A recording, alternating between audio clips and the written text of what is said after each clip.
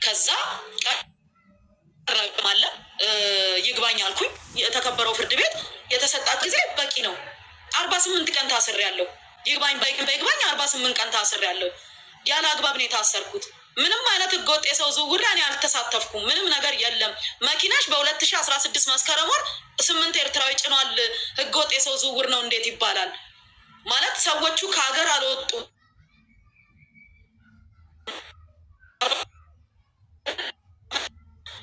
እንግዶች ናቸው። ወይ ጦር መሳሪያ ይዘው አልተገኙም፣ ወይም ደግሞ ኮንትሮባንድ ይዘው አልተገኙም። እነዚህ ሰዎች እንዴት ነው እንዲህ ሊሆን የቻለው? እንዴት እንደዚህ ልጠየቅ እችላለሁ ብዬ አልኳቸው ማለት ነው። ከዛ በኋላ ዳኛው እስቲ መዝገቡን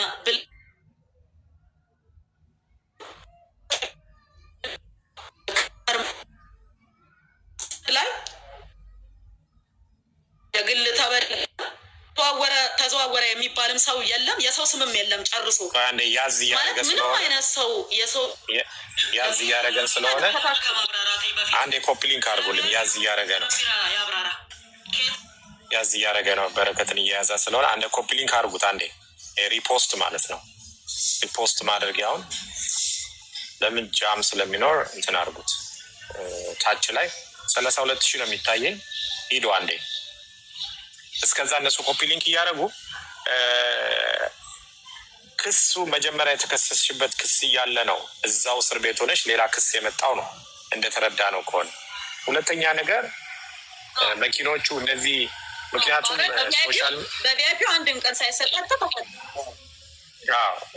በቪአይፒው ተፈተሽ መጀመሪያ የመያዝሽ ምክንያት የቪአይፒ ወረቀት ነበር። ከዛ እሱ ከተለቀቅሽ በኋላ እዛው እስር ቤት ፍርድ ቤቱ እንደፈታሽ ፖሊስ ደግሞ ከዛው ከፍርድ ቤት ሳትወጪ ወይ ከእስር ቤት ሳትወጪ እንደተለቀቅ መልሶ በር ላይ ያዘኝ ነው የምትይው።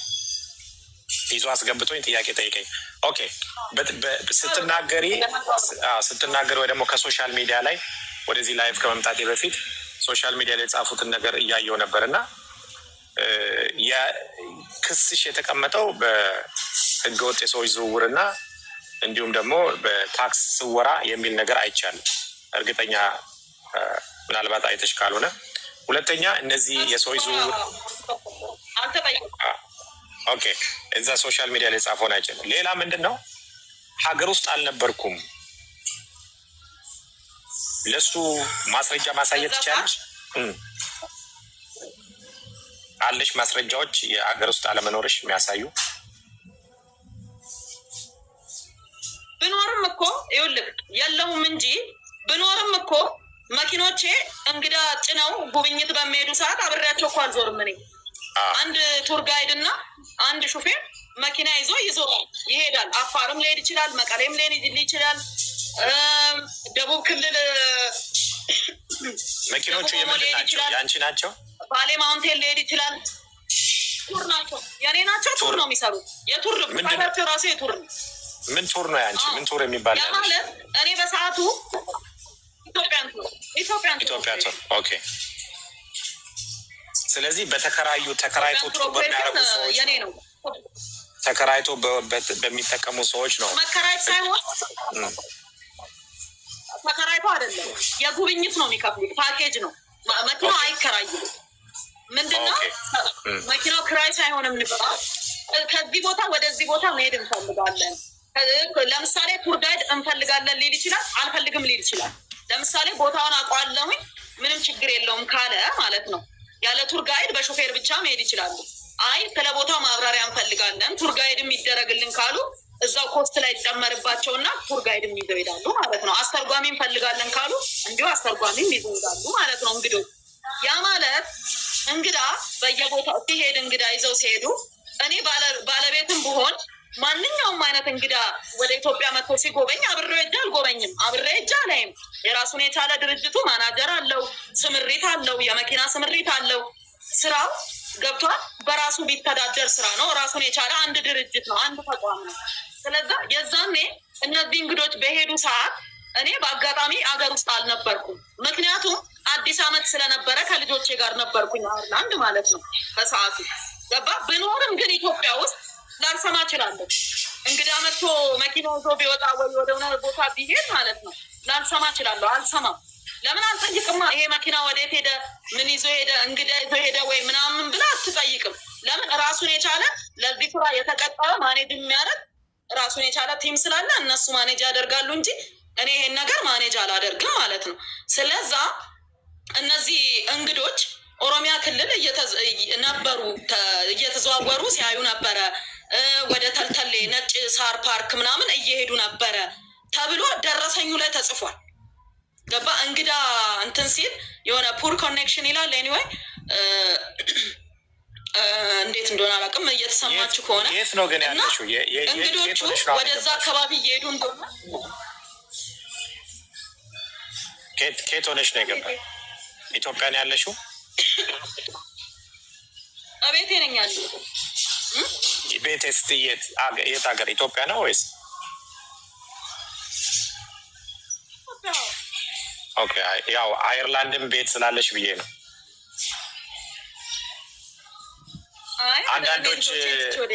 አንዳንዶች ሶሻል ሚዲያ ላይ ወጥታለች ከሀገር የለችም የሚባል ነገር ስላየን፣ ስለዚህ ኢትዮጵያ ውስጥ ነው ያለሽው?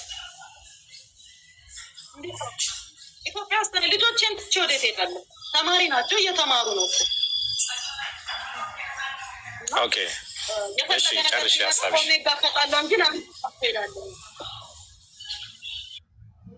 እና ምንድን ነው ያ ነገር የተፈጸመው ማለት በ2016 ዓመተ ምህረት መስከረም ወር አዲስ ዓመት ላይ ማለት ነው።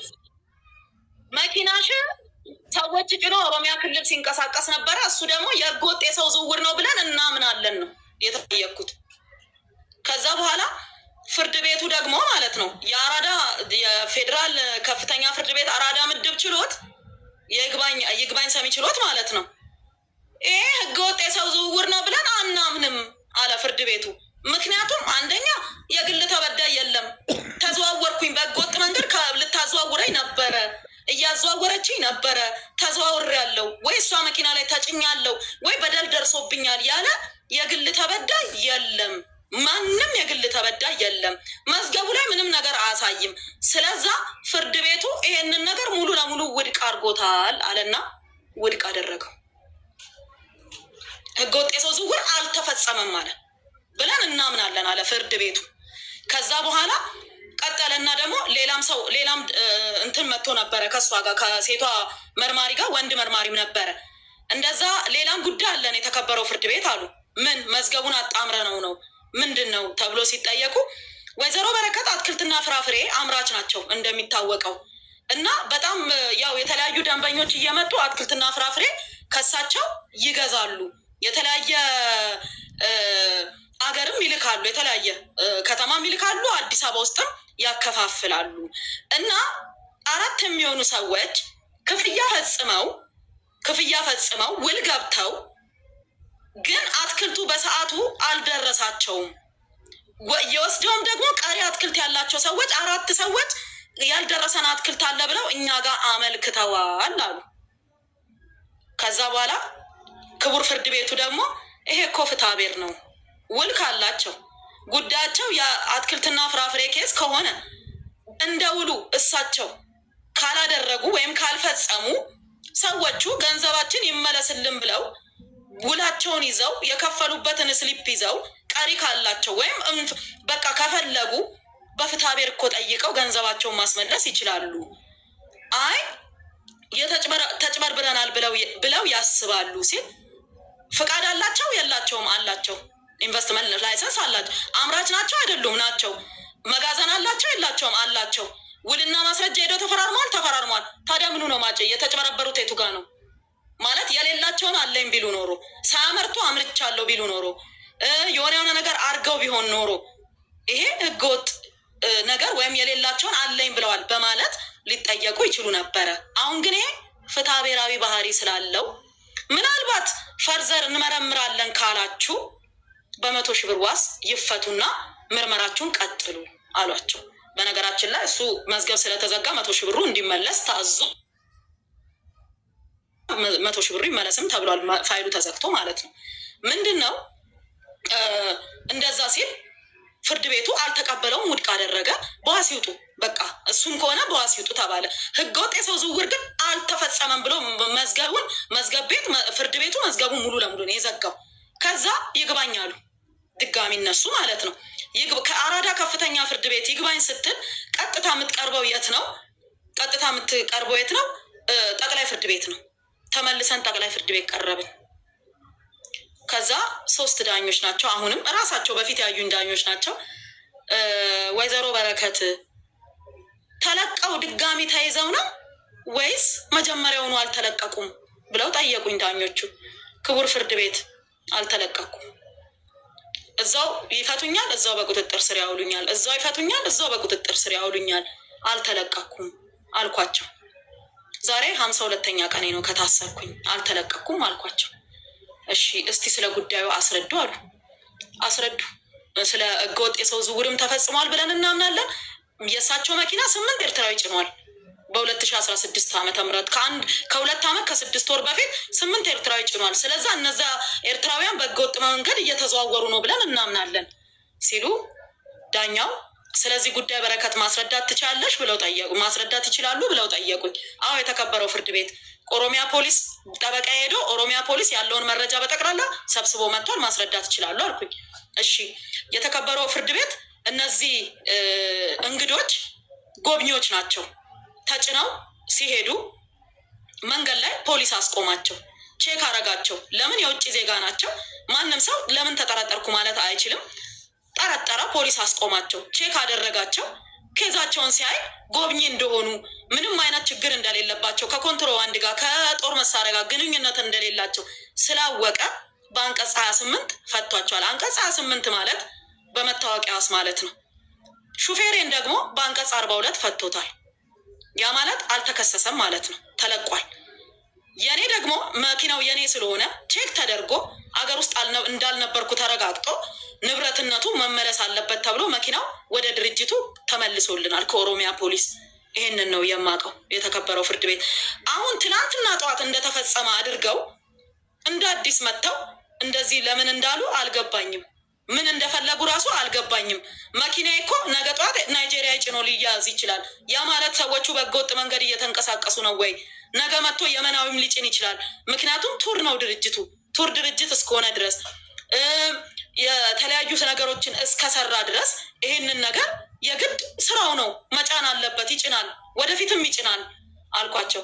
ከዛ ዳኞቹን የክቡር ፍርድ ቤቱ መርማሪዎቹን እስቲ ስለዚህ ጉዳይ ለምንድን ነው ከ2 ዓመት ከ6 ወር በኋላ መኪና 8 ኤርትራዊ ሲያስጎበኝ ነበር ኦሮሚያ ላይ እና ህገወጦች ናቸው ለምን ሊል ቻለ? እንዴት ነው እስቲ ንገሩን አለ። ጸጥ አሉ።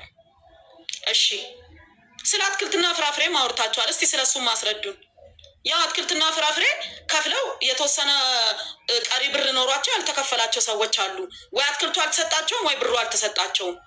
እና እነሱ ሰዎች ደግሞ ተጭበርብረናል ብያሉ ነው። ክቡር ፍርድ ቤት ማንም ሰው ተጭበርብራ ያለው በረከት ብሎ የከሰሰኝ ሰው የለም። ማንም ሰው አልከሰሰኝም አልኩኝ። ማንም ሰው እኔ ሲጀምርም እኛ ጋር ከፍሎ ጊዜው ሲደርስ ይሰጠዋል። እኔ ከሌለኝ ከሌላ ገበሬ ይሰጠዋል። አይ በቃ አልፈልግም ካለ ገንዘቡ ይመለስለታል እንጂ የተጣላሁት የተጋጨሁት ችግር ያለብኝ አንድም ሰው የለም። በረከት እንዲያርጋኛለች ብሎ የከሰሰኝም አንድም ሰው የለም። የተከበረው ፍርድ ቤት መዝገቡ ላይ ማየት ይችላሉ አልኩኝ። ዳኞቹ መዝገቡን ገልጠው አዩ። የአራዳ ምድብ ችሎቱን አጽንተናል ይፈቱ አሉ። በቃ ከዚህ በላይ ማሰር እሳቸውን ተገቢ ነው ብለን አናምንም። በቂ ታስረዋል። ያ ማለት ለስንተኛ ጊዜ መሰለክ? ለ4ኛ ጊዜ ነው መፈቻ ሲሰጠኝ ማለት ነው። ለ4ኛ ጊዜ ፍርድ ቤት ቀርቤ መፈቻ ተሰጠኝ። ከዛ በኋላ ሰበር ሰሚ ችሎት ይግባኛሉ። ድጋሚ ለፌዴራሉ ሰበር ሰሚ ችሎት ማለት ነው። በጊዜ ቀጠሮ ይመስለኛል እኔ ብቻ ነኝ ሰበር ሰሚ ችሎት የቀረብኩት ብዬ ነው ማምነው። ሰበር ሰሚ ችሎት ሄድን፣ ተቀጠረ። ከ3 ቀን በኋላ ሰበር ሰሚ ችሎት ሄድን። መርማሪው አስረዱ። እንዲህ ያለው ነገር ይሄ ነው ብለው አስረዱ። እኔ ምንም ሳላወራ ማለት ነው፣ ምንም ሳልናገር እድሉም የማውራትም ሳይሰጠኝ እራሱ የተከበረው ፍርድ ቤት ይሄ ነገር እኛ ጋር ለመቅረብና ለማስረዳት በቂ አይደለም፣ አያስቀርብም። ስለዛ የ3ቱን ዳኞች ሀሳብ አጽንተናል፣ መዝገቡን ዘግተናል፣ ወደ መዝገቤ መልሰናል፣ ይፈቱ ብለው ወሰኑ ዳኞቹ ማለት ነው ለ5ኛ ጊዜ። ከዛ በኋላ መደበኛ ችሎት ይዘውኝ ሄዱ። የት? ልደታ፣ እንደገና ሌላ ፍርድ ቤት ማለት ነው፣ ሌላ ችሎት ሄድኩኝ። መጀመሪያ ልዩ ላይ ቀረብኩኝ። ልዩ ላይ መጀመሪያ የበፊቱ የቪአይፒ ኬዝ ማለት ነው። ተጠየቅኩኝ። በ40 ሺህ ብር ዋስ ተፈታሁ። በ40 ሺህ ብር 20 ደቂቃ አልቆምኩም ዳኛ ፊት። በቃ ውጭ ሆና ይከራከሩ ከፈለጉ በ40 ሺህ ብር ዋስ ትፈታ አሉ። ከዛ ደግሞ ልዩ ደግሞ ብለው ሌላ ችሎት ይዘውኝ ሄዱ ማለት ነው። ያም ችሎት ማሰሩ እሷን ተገቢ ነው ብለን ስለማናምን የዋስትና መብት ስለ አስከለክላቸውም እኛ በ50 ሺህ ብር ዋስ ፈተናቸዋል ይፈቱ ብለው ወሰኑ። ለ7ኛ ጊዜ ማለት ነው። በዛ ሁሉ ጊዜ አልተፈታውም። 7ኛ እንትን ሲሄድላቸው 7ኛ ይትፈታ ማለት ነው የሚል ሄደ። ምክንያቱም ብዙ ጊዜ የመፈቻ ወረቀት ሲሄድልኝ ማለት ነው እንግዲህ 6 ጊዜ ቀርቦልኝ አልተፈታውም።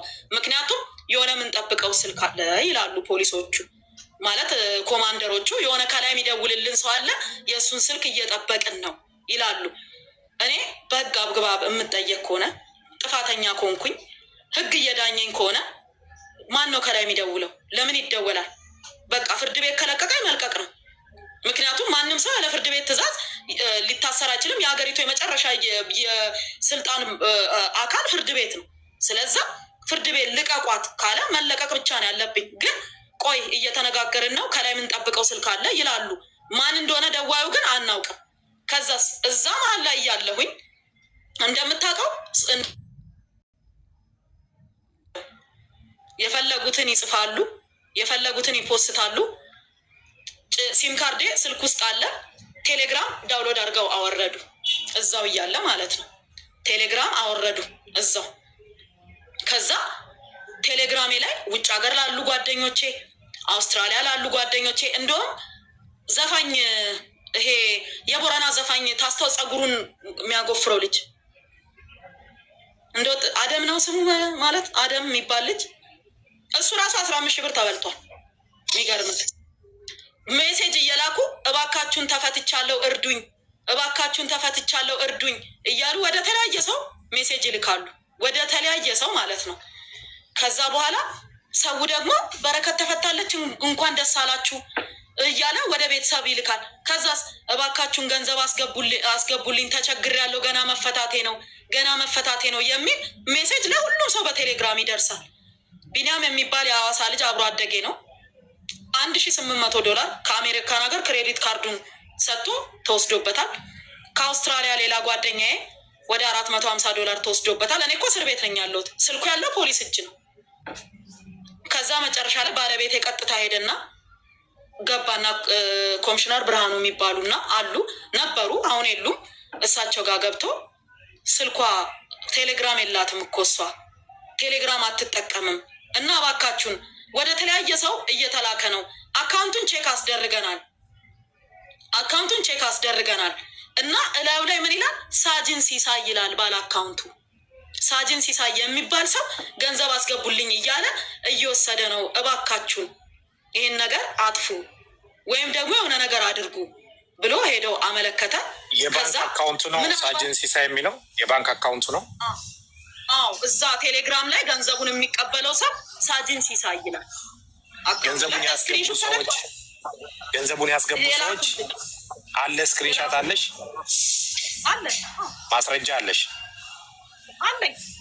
ሳጅን ሲሳይ የሚባል ስክሪንሾት እያደረጉ ወደ ባለቤቴ ወደ ጠበቃ ይልኩ ነበር ሰዎች።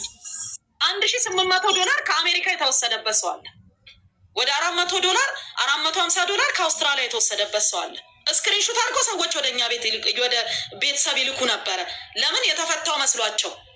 ገባ? አደም የሚባለው ዘፋኝ ይሄ ዘፈኑን ስለማላቅ ነው፣ የቦረና ዘፈን የሚዘፍነው እሱም 15 ሺህ ብር አስገብቷል። እኔ መስየው ማለት ነው።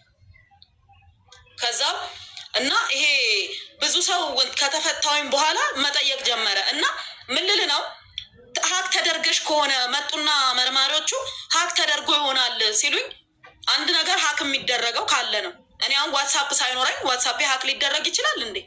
ቴሌግራም ሳይኖረኝ ቴሌግራሜ ሀክ ሊደረግ ይችላል? እኔ እኮ ቴሌግራም አልጠቀምም። ምክንያቱም ብዙ ጊዜ ሀክ ስለተደረግኩኝ ቴሌግራም በፍጹም አልጠቀምም። እና እራሳቸው በቁጥሬ ዳውንሎድ አድርገው አውርደው ነው እንጂ እንዴት ሀክ ልደረግ ይችላሉ የሌለኝን? ስለዛ እራሳቸው አውርደው ነው ቴሌግራሙን ምርመራ ላይ ያለ ማለት ነው። ግን ማንም የጠየቃቸው የለም፣ ማንም አባከን የሚያላቸው የለም፣ ቀረ ማለት ነው። በዛ መሀል 7ኛ መፈቻ መጣልኝ። 7ኛ መፈቻ ከመጣልኝ በኋላ 3 ቀን አሳደሩኝ። መጨረሻ ላይ ሂጂ ውጪ ብለው ለቀቁኝ ማለት ነው። ግልጽ እንዲሆን በረከት እዚህ ጋር ግልጽ እንዲሆን እዛው የታሰርሽ ሳትወጪ ነው መፈቻዎቹ እዛው የሚመጡት? በአንዱም መፈቻ አልወጣሽም ከእስር ቤት? በ6 መፈቻ አልወጣሁም፣ በ7ኛው ወጣ። ስለዚህ እዛው የመጀመሪያው መፈቻ እያለ ሌላ ክስ ይመጣል። እንደዛ ነው እየተናገርሽ ያለሽው መሰለኝ። እና ለምሳሌ የመጀመሪያ ጊዜ ልደታ ቀረብኩኝ፣ መፈቻ ተሰጠኝ፣ አልፈቱኝም፣ ይግባኝ አሉ። ጠቅላይ ሄድኩኝ፣ ይግባኙን ውድቅ አደረጉና የልደታን አጸኑ። መፈቻ ተሰጠኝ፣ አልወጣሁም። አራዳ ቀይረው ይዘውኝ ሄዱ። አራዳ ከቀረብኩኝ በኋላ ይግባኝ አልኩኝ። እኔ ይግባኝ ስል መፈቻ ተሰጠኝ፣ አልተፈታውም፣ ይግባኝ አሉ። ከዛ በኋላ ጠቅላይ ፍርድ ቤት ይዘውኝ ሄዱ ድጋሚ።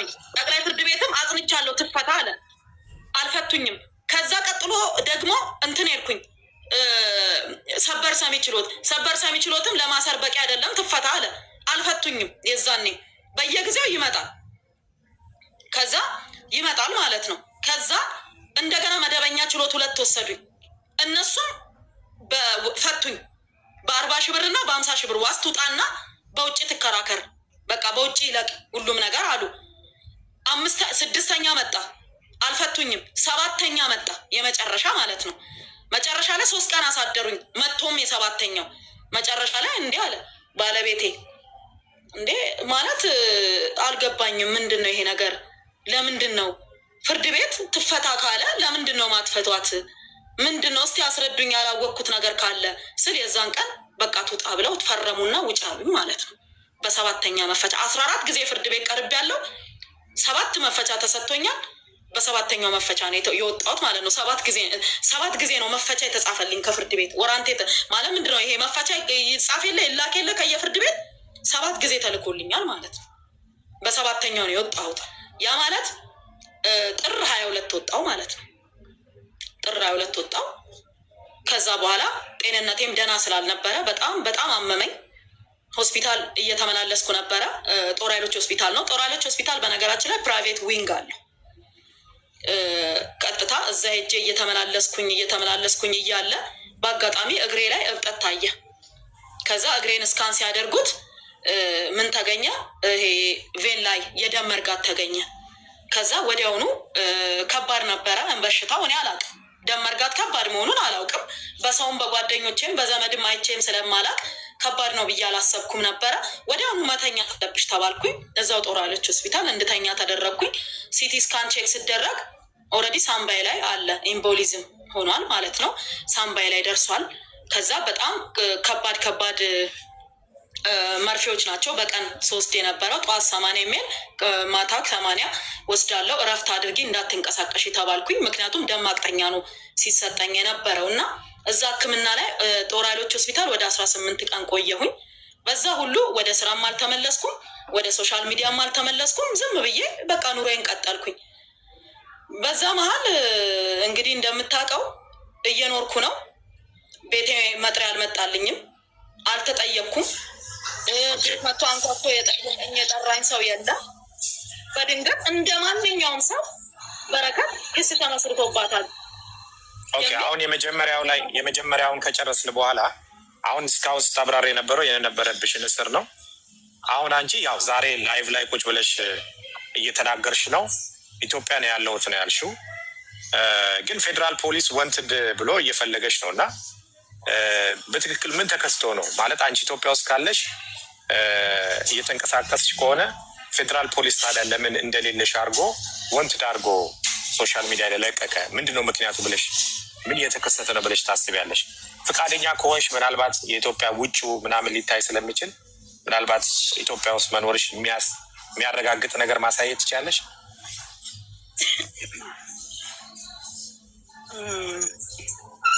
መስኮት ነው እንግዲህ። ኦኬ፣ ችግር የለም። መኝታ ቤት ውስጥ ያለሽ ይመስላል። ኦኬ፣ እንግዲህ ቪዲዮውን እንዴት እንደማዞረው አላውቅም። እንደዚህ ብቻ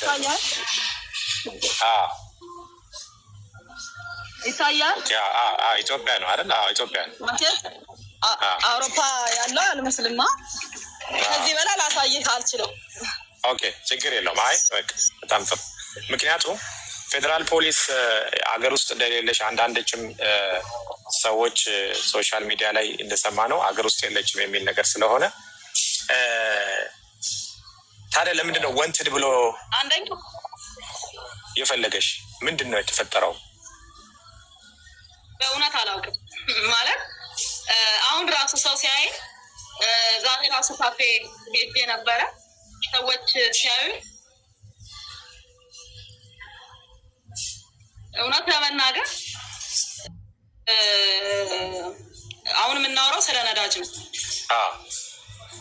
ወደሱ እመጣለሁ። ወደሱ መጣው ምንድን ነው ያው አንድ ላይ ታሪኩ አንድ ስለሆነ ማለት ነው። ታሪኩ አንድ ስለሆነ እኔ ለምሳሌ እንደ ማንኛውም ሰው አልኩ፣ እንደ ማንኛውም ሰው በረከት እየተፈለገች ነው፣ ተከሳለች፣ ክስ ቀርቦባታል በነዳጅ ከነዳጅ ባለስልጣናት ጋር ተብሎ አየሁኝ። ገባ አየሁኝ። እንዲህ አልኩኝ ማለት የጠየቀኝ የለም፣ የጠራኝ የለም፣ መጥሪያ አልተሰጠኝም፣ ቤቴ ላይ አልተለጠፈም። ገብቷል። ስራ ቦታ ላይ አልተጠየቅኩም። የጠራኝ ማንም አንዳንዴ ሆስፒታል ሄዳለሁ፣ አንዳንዴ ቤቴ እመጣለሁ። ወደ ስራ ብዙም አልገባውም። አንዳንዴ ያው እርሻውንም ገብቼ አይቼ እመጣለሁ። ያ ሆኖ እያለ ምንም ነገር ሳልጠየቅ የት ነሽም ማለት ጭራሽ ቤቴ ማንም ፖሊስ መጥቶ ማቅምም መጥሪያም አልተሰጠኝም። ኢቨንቶ ወንትድም ለመባልም ከሆነ ማለት ነው መጀመሪያ እኮ አሁን ይሄ በአዲሱ በተከሰሳችሁ በተባለው ገና ግንቦት 10 ነው ቀጠሮ አይደል? በረከት ቀርታብኛለች ብሎ እኮ አቃቤ ሕግ እኮ አላመለከተም። አቃቤ ሕግ በረከት ቀርታብኛለች ብሎ እኮ ማመልከት አለበት መጀመሪያ። እኔ እንትን እንድል ማለት ነው ማለት እንድያዝ ወይም ወንትድና ትፈለግ ለማለት እኮ በቀጠሮ ቀን እዛ ቦታ ላይ አለመገኘት አለብኝ። ለምን ወጥቼ ነው ያለሁት፣ እየተንቀሳቀስኩ ነው ያለሁት፣ ሕክምና እያደረግኩ ነው ያለሁት። በእርግጥ በጣም ደህና ነኝ፣ እግዚአብሔር ይመስገን፣ በጣም ደህና ነኝ። አሁን ያ ውስጥ የነበረው የሄምቦ ግን አልፎ አልፎ በቀን አንድ መድኃኒት ወስዳለሁኝ እና ይሄ ደም ማቀኛ የሚባለውን አንድ ወስዳለሁ። ለተወሰነ ጊዜ መቀጠል አለበት ስለተባለ ማለት ነው። እና አንድ ሰው እንግዲህ በታሪካችን አሁንም በዚህም ዘመን ይሁን በቀደሙትም ዘመን ስታይ አንድ ሰው ተፈልጎ ሲጠፋ በጣም ከፍተኛ በሀገር ላይ ውድመት ሲያካሂድ ወር ዘር ማጥፋት ወይ የሆነ ከባድ ነገሮች አሉ አይደለ? ሲፈጽም ወይም ሲያደርግ ሊፈለግ ይችላል። እኔ መጥሪያ አልተሰጠኝም፣ ቤቴ አልመጡም፣ የጠየቀኝ ሰው የለም፣ ያናገረኝ ሰው የለም። ምንም በሌለበት በድንገት ወንትድ የሚል እንደ ማንኛውም ሰው ፌስቡክ ላይ አየው። ምን ልበል? ምን ልናገር? የምናገረው ነገር ጠፋኝ። አሁንስ ታዲያ ለምን አልመጡም? ቤት ለምን አልጠየቁኝም? ለምን መጥሪያ አላኩልኝም? አሁንስ ቢሆን መች መጡ? መች ጠየቁኝ? ማለት ምን እንደተፈለገ እኔ ጋር ብዙ አጀንዳ ያላቸው ሰዎች አሉ በየመስሪያ ቤቱ ገባት። ብዙ አጀንዳ ያላቸው የየራሳቸው አጀንዳ ያላቸው ሊሆን ይችላል። ገባ የሀብት ሊሆን ይችላል፣ የንብረት ሊሆን ይችላል። ብዙ አጀንዳ ያላቸው አካላት በየቦታው እንዳሉ ፊል አደርጋለሁ፣ ይገባኛል፣ ይሰማኛል።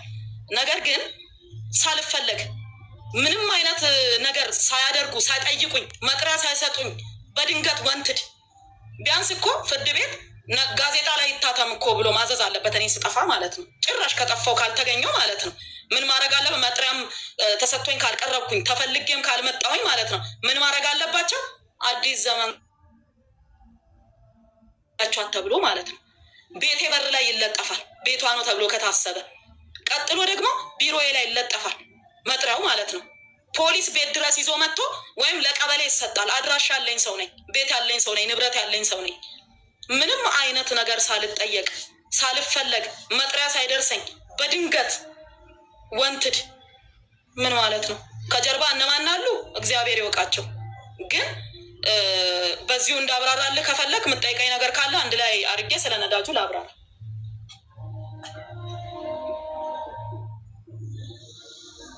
ድምፅህ አይሰማኝም። ሶሪ ሚውት አድርጌ ነበር። እንግዲህ ክሱ ወንትድ የሚለው የሚያሳየው የክሱ ጭብጥ ሶሻል ሚዲያ ላይ እንዳየነው ከሆነ በ8 ሚሊዮን ብር የነዳጅ ጉዳይ ስምሽ ገብቷል እና ያ ስምሽ መግባቱ የተራ ወይ ስህተት ነው ብለሽ ታስቢያለሽ? ከነዳጅ ጋር የተገናኘ ለምንድን ነው ፌዴራል ፖሊስ በዛ ሊጠይቅሽ የፈለገው? በነዳጅ ምክንያት ማለት እንደገና ነዳጁ ስለ ነዳጁ ያለውን ሁኔታ ለህዝቡ ብታብራሪ። በምን ጉዳይ ነው እሱ ሊከስሽ የቻለው? ወንትድስ ብሎ ሊፈልግሽ የቻለው 8 ሚሊዮን ብር በምን ጉዳይ ነው? በምንድን ነው ነዳጁ? እስቲ ለእኛ ግልጽ አድርገሽ ብትናገር። በመጀመሪያ ነዳጅ እንደምታውቀው እርሻ ነው የምሰራው። ባለፋብሪካዎች ሲሆኑ ለማሽን ማንቀሳቀሻ ጄኔሬተሩ ወጥቶ ማደያ መቀዳት ስለማይችል ይፈቀድላቸዋል፣ ኮታ አላቸው። እርሻ ሲሆን ደግሞ ትልልቅ ማሽኖች እንጠቀማለን። ዶዘር እንጠቀማለን፣ ኤክስካቬተር እንጠቀማለን፣ ሎደር እንጠቀማለን፣ ትራክተር አለ፣ ወተር ፓምፕ አለ፣ ጄኔሬተር አለ። ምንጠቀመው አብዛኛውን እኔ የምሰራው ሪሞት ኤሪያ ነው። ከከተማ የወጣ ነው። ምንም አይነት መሰረተ ልማት የሌለባቸው ቦታዎች ናቸው የኔ እርሻዎች ያሉበት ማለት ነው። የራቀ ነው። አፋርን ብትል አሁን የለውም፣ ወደዛ አልሄድም እንጂ ማለት ነው። ማለት ኦሮሚያ ክልል አፋር ምናምን ለጊዜው እየሄድኩኝ አይደለም። ከሰላሙም አንጻር አፋር በእርግጥ የሰላም ችግር ምንም አይነት ችግር የለም። ግን በቃ ብዙ ቦታ ብትንትን እንዳልል ብዬ ብዙ ቦታ እየሄድኩኝ አይደለም። ኦሮሚያ ክልልም እንደምታውቀው ትንሽ የጸጥታ ችግር ስላለ እየሄድኩ አይደለም። ደቡብ ክልል እሄዳለሁ፣ ኦሮሚያ ክልል ማነው ጋምቤላ ክልል እሄዳለሁ። ምንድን ነው እንደ ማንኛውም ሰው የነዳጅ እጥረት የሚባለው ነገር አልተሰማም። ምንም አይነት ችግር ይሄ ብጥብጡ ይሄ ጦርነትም ነገር የተጀመረም ነገር የለም። እንደ ማንኛውም ሰው ነዳጅ ፈልጋለሁ። ነዳጅን የሚመለከተው ማን ነው ብዬ ጠየቅኩኝ። ንግድና ቀጠናዊ ትስስር ነው የሚመለከተው አሉ። እሺ ብዬ ሄጄ ስጠይቅ አይ የነዳጅ ዘርፍ ራሱን የቻለ አለ፣ ወሎ ሰፈር ሄደሽ ጠይቂ ተባልኩኝ። እሺ ወሎ ሰፈር ሄጄ ቀጥታ የሚመለከታቸውን ሰው ሄጄ ጠየቅኩኝ። ዋና ዳይሬክተር ቢሮ ሄጄ ጠየቅኩኝ። እርሻ ከሆነ የኢንቨስትመንት ላይሰንስሽን፣ ቲን ነምበርሽን፣ የት ክልል እንደምትሰሪ፣ ግብርና ሚኒስቴር ደግሞ ድጋፍ ይስጥሽ፣ ድጋፍ ይጻፍልሽ እና እሱን ይዘሽ ነይ ማሳየት ትችላለህ፣ አንተ ጋር ስላለ ሰነዱ ማለት ነው። እና ይስጥሽ ተባልኩኝ። እሺ አልኩኝ። ሄጄ ማመልከቻ ጽፌ ግብርና ሚኒስቴር ድጋፍ ጻፈልኝ። ይሄን ያህል እርሻ ታርሳለች፣ ይሄን ያህል ትሰራለች ተብዬ ታረሰ። ምክንያቱም ለማብራራት ያክል ሰው አንደርስታንድ እንዲያደርግ አንድ ዶዘር በሰዓት 40 ሊትር ነው የሚጠጣው ናፍጣ። በቀን 10 ሰዓት ይሰራል። ያ ማለት አንድ ዶዘር በቀን 400 ሊትር ይፈልጋል። ድፍን 400 ሊትር ናፍጣ ይጠጣል። ኤክስካቫተር በሰዓት 40 ሊትር ነው። ያ ማለት ስታባዛው 400 ሊትር በቀን ይጠጣል አንድ ኤክስካቫተር። ሎደር እስከ 25 ሊትር በሰዓት ይጠጣል። በሰዓት ነው ምነግርህ። በቀን 10 ሰዓት ይሰራል። ያ ማለት 250 ሊትር በቀን ይፈልጋል። ትራክተር በሁለት ቀን አንዴ 300 እስከ 350 ሊትር ይፈልጋል። ወተር ፓምፕ እንደዚሁ ወተር ፓምፕ ትልልቆቹ ማለት ነው ፐርሰከንድ 75 ሊትር ፐርሰከንድ 100 ሊትር ውሃ የሚያመነጩ ወተር ፓምፖች አሉ። እነዛ ወተር ፓምፖች አንዴ ነዳጅ ሲጨመርላቸው 350-400 ሊትር ይጨመርላቸዋል። በየ72 ሰዓቱ በየ48 ሰዓት በየ72 ሰዓት እንደሚሰሩት ሰዓት ማለት ነው ነዳጅ ይጠቀማሉ ማለት ነው። ያ ማለት አንድ ዶዘር በወር ከ13,000 ሊትር በላይ ይፈልጋል። አንድ ዶዘር አንድ ኤክስካቫተር ከ13,000 ሊትር በላይ ይፈልጋል። ያ ማለት 26,000 ሊትር ነው አንድ ዶዘር አንድ ማሽን። እያንዳንዱን ስትደምረው ማለት ነው በጣም ብዙ ሺህ ሊትር ነው የምንጠቀመው። ምክንያቱም ሄቪ ዲዩቲ ነው በጠቅላላ ማለት ነው። ስለ ማሽን የሚያውቅ ሰው ስራ ላይ ያለ ሰው ያውቃል። ጄኔሬተር እነዚህ ትልልቅ ፋብሪካ የሚያንቀሳቅሱ ጄኔሬተሮች ምን ያህል ናፍጣ እንደሚጠቀሙ የሚታወቅ ነው። ከዛስ እያንዳንዱን ማሽን ዘርዝሬ የግብርና ሚኒስቴር የተጻፈልኝን ድጋፍ ይዤ ቀጥታ ወሎ ሰፈር ሄጄ አመለከትኩኝ። የት ዋና ዳይሬክተሩ ጋር ሳመለክት አይ ምክትል የነዳጅ ዘርፍ አለ፣ ምክትል ዋና ዳይሬክተር የነዳጅ ዘርፍ አለ ሂጂ አሉኝ። እሺ ብዬ ሄድኩ። ማንንም ሰው እዛ ውስጥ የማውቀው ሰው የለም። ሄጄ ማመልከቻ ጽፌ ሰነዴን አንድ ላይ አደራጅቼ ላይሰንሶቼን አንድ ላይ አድርጌ አቀረብኩኝ። አዩ ተነጋገሩ ቁጭ ብለው ኦኬ በወር እስከ 150,000 ሊትር ቢፈቀድላት እንዳጠቃቀሟ ከሆነ ብዙ ስለምሰራ 150,000 ከነ መኪኖቿ ብዙ መኪና ነው ያለኝ። እንደምታውቀው 23 መኪና ነው ያለኝ። 23ቱም መኪና ነዳጅ ይጠቀማል። ከዶዘሩ ከሎደሩ ከግሬደሩ ውጭ ማለት ነው። ከኤክስካቫተሮቹ ውጪ 23 የሚንቀሳቀስ መኪና አለኝ። እነሱ ይፈልጋሉ ነዳጅ። ስለዛ ይሄ ነገር ይፈቀድላት ተባለና ተፈቀደልኝና ከየት ነው የምትገዢ ሲል ከኖክ ተባለ። ሄጄ ለኖክ ደብዳቤውን ሰጠው። ኖኮች ከኔ ጋር ውል ተፈራረሙ ማለት ነው። ከዛ በኋላ ያ ማለት መቼ ነው? በ2017 ዓመተ ምህረት ነው። በ2018 አለ። ምናልባት በ2017 ዓመተ ምህረት የተሰጠሽን የድጋፍ ደብዳቤ ላንብብላቸው። ምናልባት ከግብርና ሚኒስቴር አንብብላቸው። የተሰጣት ይኸውና ማዕተብ የተመታ ነው እና አነበዋለሁ በመሀል ለምን ጉዳዩ እንደዛ ስለሆነ። የመዝገብ ቁጥር ይላል። የመዝገብ ቁጥር 1176 ህዝባር 86 የሚል ነገር አለ። ቀን በ12/01/18 የተጻፈ ነው።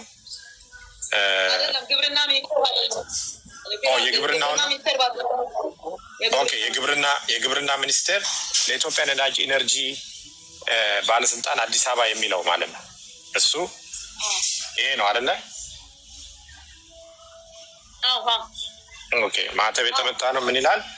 ቁጥር 13 ህዝባር ኤንል እና 8 ዲ 44 ህዝባር 252 ቀን በ4/11/2017 የተጻፈ ነው ይላል። ለኢትዮጵያ ነዳጅ እና ኢነርጂ ባለስልጣን አዲስ አበባ ጉዳዩ የድጋፍ ደብዳቤ ስለመስጠት በረከት ወርቁ አደራ ፋርም እና አግሮ ኢንዱስትሪ ኢንቨስትመንት ኦሮሚያ በአፋርና ደቡብ ኢትዮጵያ ክልሎች 2840 ሄክታር መሬት ላይ አትክልት ፍራፍሬና ሰብል በማምረት ስራ ላይ በመሰማራት ለሀገር ውስጥና ለውጭ ገበያ ምርት ለሚያቀርቡ ላኪዎች እያቀረበና ለበርካታ ዜጎች የስራ እድል እየፈጠሩ ሀገራዊ ግዴታቸውንም እየተወጡ ያሉ ባለሀብት ሲሆን በማምረት ሂደት የነዳጅ እጥረት እየገጠማቸው መሆኑን በቁጥር 064 ህዝባር 16 በቀን 03/11/2017 በተጻፈ ደብዳቤ ጠቅሰው ለማህበሩ እያካሄዱ